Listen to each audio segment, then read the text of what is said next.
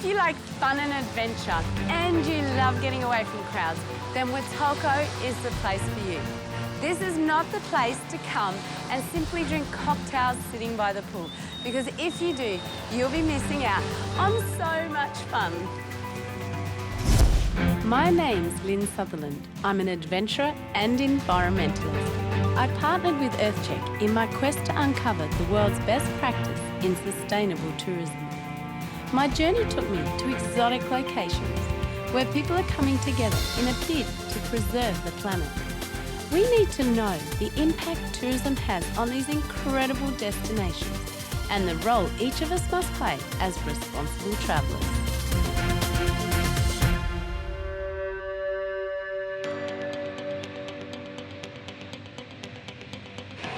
Landing in Huatulco is a refreshing change to the hustle and bustle experienced with most air travel.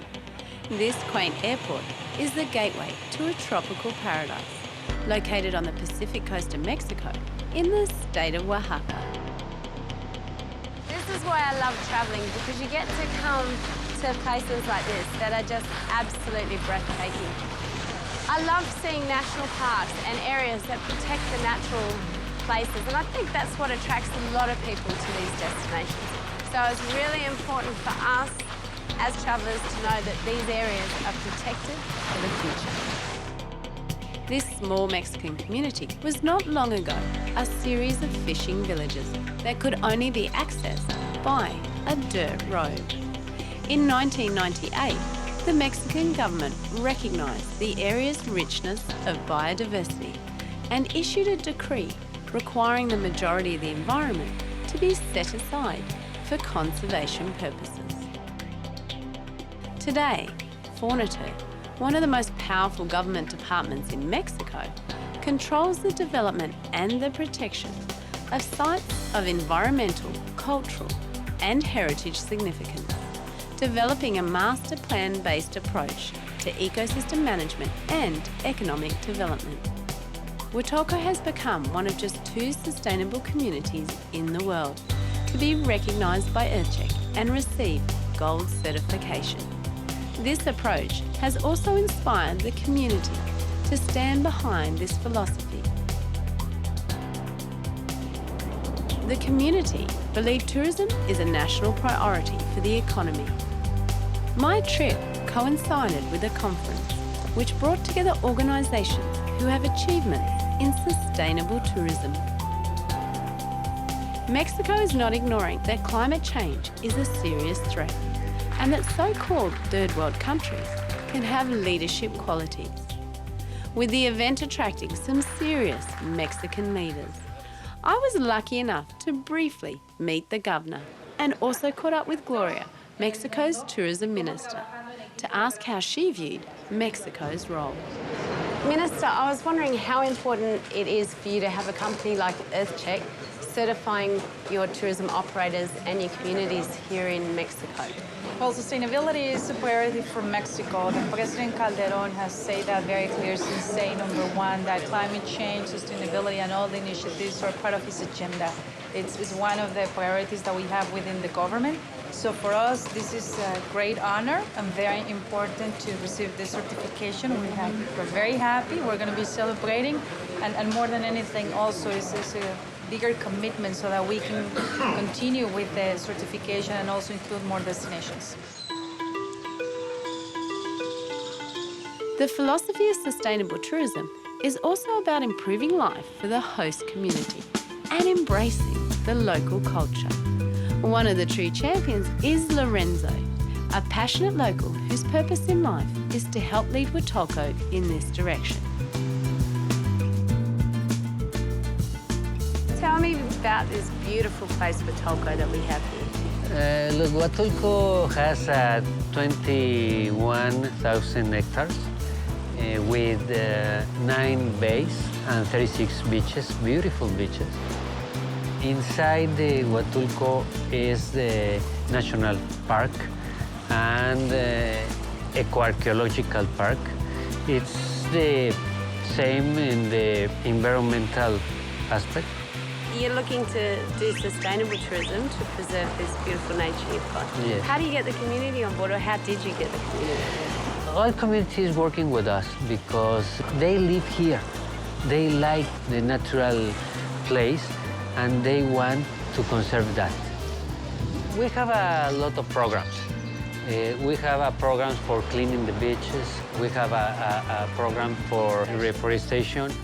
Currently, 78% of Huatulco is under regeneration to restore ecological balance caused by clearing, development and hunting, with education entwined throughout events in the community. Here at Huatulco, they use these fun runs and events to also educate the public about the environment.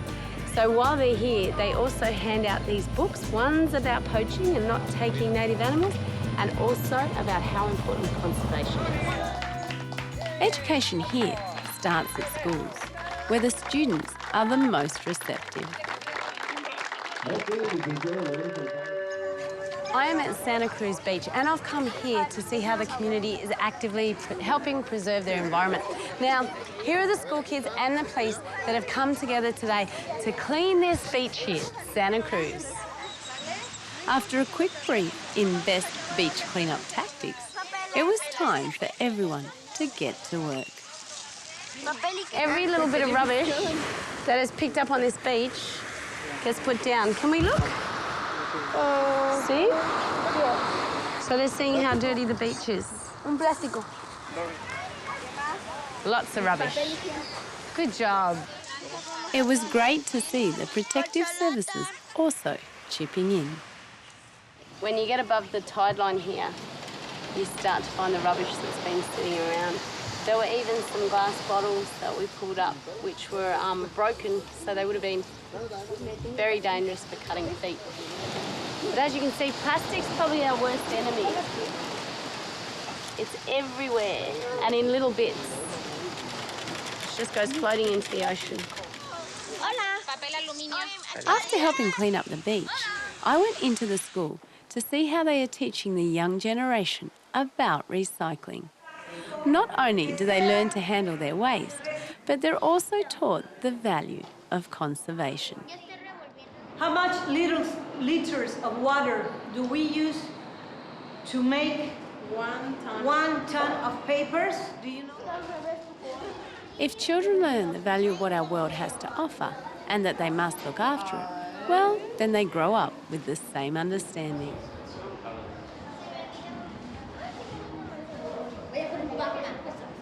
And this is where change will come about.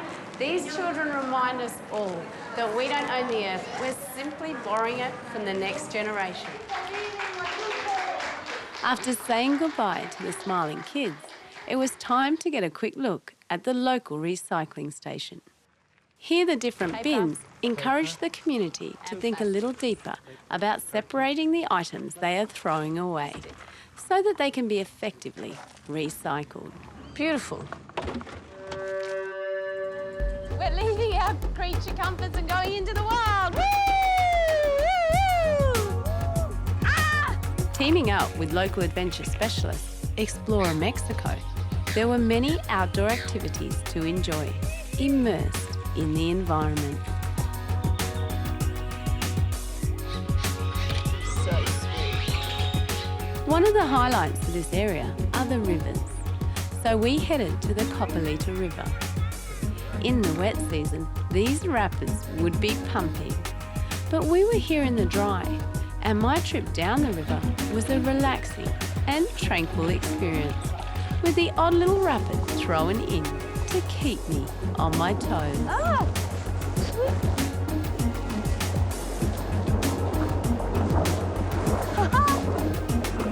Let's go. Is there more?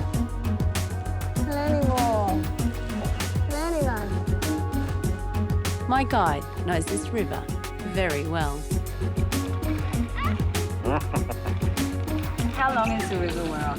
This section is only 4 miles.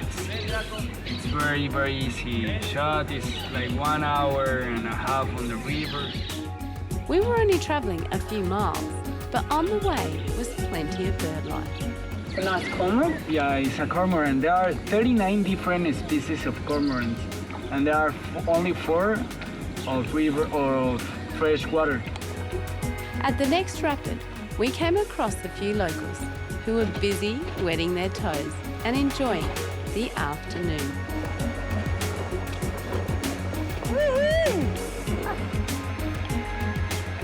It's really neat, but as you go down this river, they're all washing their clothes. It's Sunday afternoon, and that's what they do here. They get by the river, they put out their little table, sit down and wash clothes. If it was like this in a washing machine back home, I think I'd do more washing.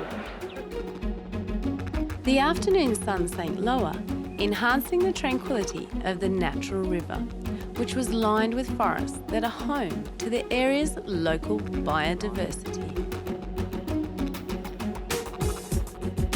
So we've made it to the end of the river. But the best thing is when you protect nature, it's not that scared of you. We're in a nature park right now, and this is all a reserve. And they're not the beautifulest birds in the world. These are vultures, but they're pretty cool. It's really nice to see so many bird species in such a beautiful area, all protected and here for people like us to enjoy. As the sun set, I reflected on the thought that it is so crucial that tourism development does not affect the natural flow of our rivers or waterways. The following day, the adventurous crew would take us up the mountains to where the coffee beans grow and the water's journey begins. Tourism around natural environments continues to grow. Our guides were the local children of the family that owns the land we were walking on. Huatulco has a number of pristine waterholes with cascading falls. It may take a little time to drive up here, but the scenery is well worth the effort. And just like the kids, I was here to have a little fun. Huatulco is extremely fortunate, as it's one of the few places in Mexico where it's safe to drink the water straight from the tap. 2 pristine rivers cascade from the picturesque mountains. This provides a stunning backdrop and ensures an ample supply of clean water. This plentiful rainwater is harvested through a high-tech recycling program, ensuring there's always enough water, even when the dry season kicks in. I made the most out of the flowing waters with a little adventure of my own.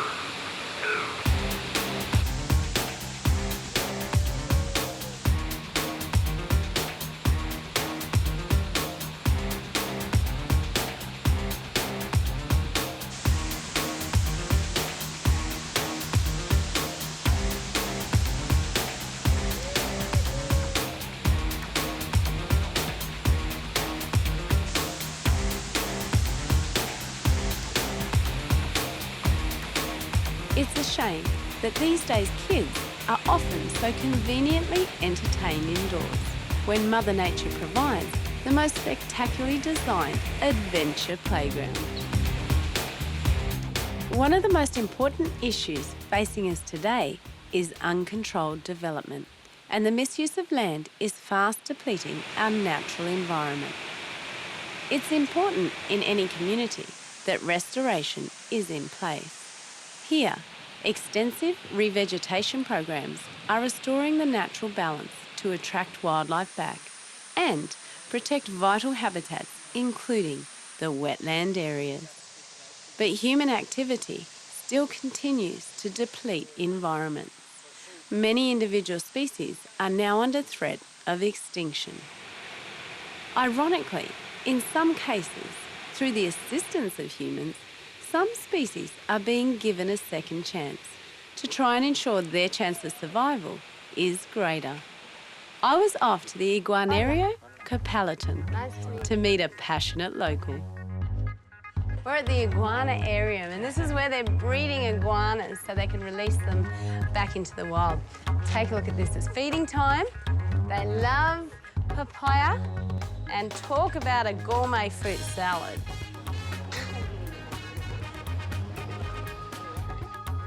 You really got to watch where you step here because they are literally everywhere. But come over here because there's iguanas on top of iguanas on top of iguanas. what they do is they feed them, they clean them, they take care of their health. They gotta make sure they're healthy so they can, you know, reintegrate them in. So why are they integrating them back into the wild? The species is endangered, so that's why they need to make sure that there's, for future generations, that's why they're breeding them and all that. One of the reasons iguanas have become endangered is they are only able to reproduce one egg a year. He's showing us another species of iguana. This is the green iguana. What's this species? Iguana verde. Iguana verde. These cold-blooded reptiles need plenty of sun to regulate their own body temperatures. They spend up to 98% of their time quietly perched on a tree branch. The other 2% is spent feeding. Green iguanas come in a variety of shades, ranging from grey-green to bronze or even brown-orange. These green iguanas will be released back into Huatulco National Park to contribute to the conservation of the species. Tails of both males and females are banded with light and dark, thick rings. So many people eat these guys, that's why they're endangered here, because they catch them in the wild and have them for tucker. But it's nice to know that someone is in fact working to keep these guys back where they belong, in the wild. I'll let him go now, because that's exactly where he should be. It's not much fun being endangered, but here life's all about eating, sleeping, and breeding. Oh, look at this cute little guy. One day he'll be able to grow up big and strong, just like his mum and dad.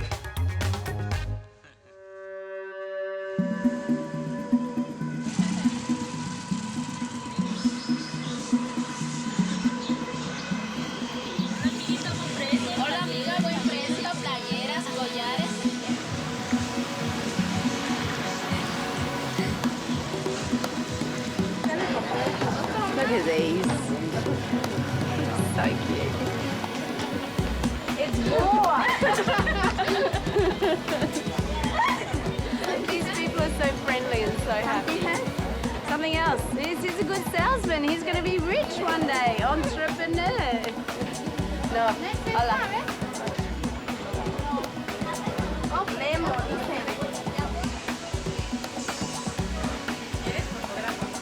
The state of Oaxaca is the home of mezcal.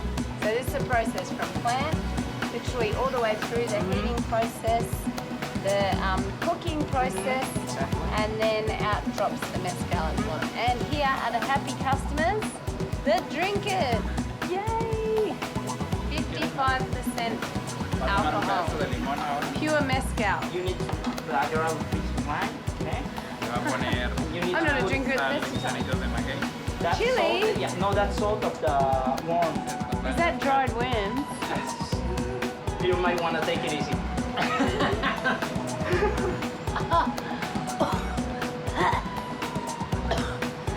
Ready for the next one? After the potent mezcal, it was time to try the more delicate cream. I tell you what, you could get in a lot of trouble in this state. Oh, see, this looks like a girly one. Now that is good. Tastes like a pina colada. Here in Oaxaca, they have interesting taste buds. They eat grasshoppers with chocolate and cheese. Yeah, exactly. Interesting mix. Eventually, I succumbed to trying the local delicacy. See, look, it's a real grasshopper. Okay, you ready? 1, 2, 3. Oh! That one had a gut. That one had gut. It's an acquired taste, that's all I can say. The following morning, I awoke to the sun appearing over the landscape and a new day dawned in paradise.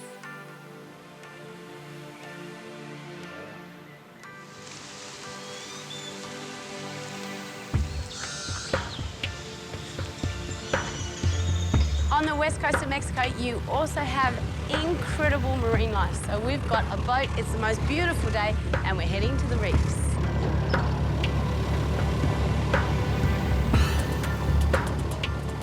There is no better feeling than setting to sea, breathing the fresh salt air and having the wind blow through your hair, making you feel alive.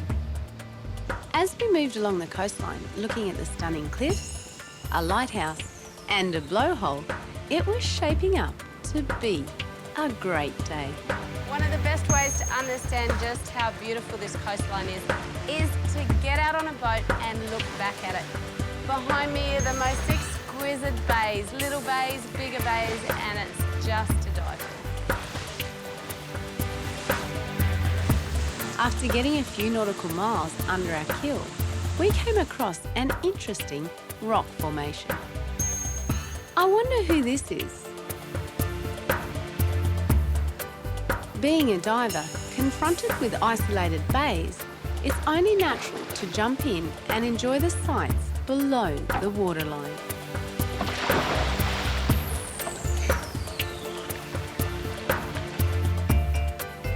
Just as we have so much wonderful life in our forests, we also have many marine species that help maintain the balance of our natural world and the ecosystems that allow all life to flourish.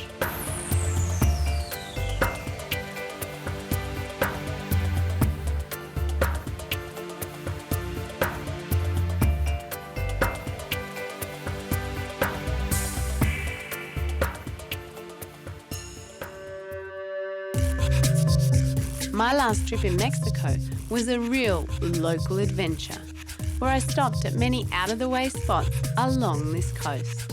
I took the day off to rekindle the fond memories I had of the local people, and of course, visit a favoured surf spot. Gracias. Gracias. Gracias. Bye. We're in Barra de la Cruz and we've officially paid our 20 peso entrance fee. But I dare say it's worth it because apparently this is one of the best beach breaks and surf breaks you can get around here. And it's supposed to attract surfers from all around the world, so we'll see, huh? On arrival, the verdict was good, and there was at least a little swell. Any surfer knows never paddle out on an empty stomach, just in case the surf picks up and it gets epic. Is that breakfast? The breakfast. Let's go. Oh, Antonio, I nearly killed me. Sorry, Antonio. This is Barra de la Cruz. Check this out. This is Mexico.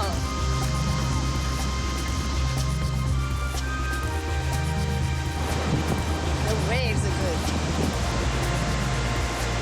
On my surfing adventure was my #1 adventure guide. We had come to find another way to enjoy the water.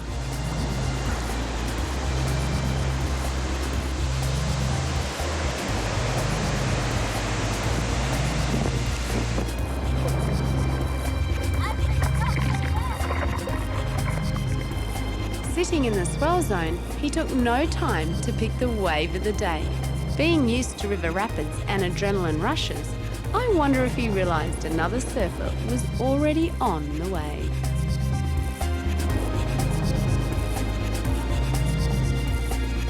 It was fun in the sun all the way, carving up with the locals. Well, maybe not carving, but at least, like I said, having a good time. It seems the people of Huatulco have a healthy attitude to life. They see the benefit of tourism for the economy, but more importantly, there's the realisation that these benefits must flow on to the locals. This involves managing development and learning how sustainable practices like recycling, waste management, preservation of natural areas, and of course, education help to produce results. It must be nice to not only live in paradise, but be part of a growing, caring community. I have had an amazing journey through Mexico, and I've met some very colourful characters. But most of all, I've enjoyed meeting the people that have the foresight to understand the importance of what they have and preserve the environment, their heritage and their culture for future generations. It's important we assess the impact of businesses in the early stages using credible environmental impact studies.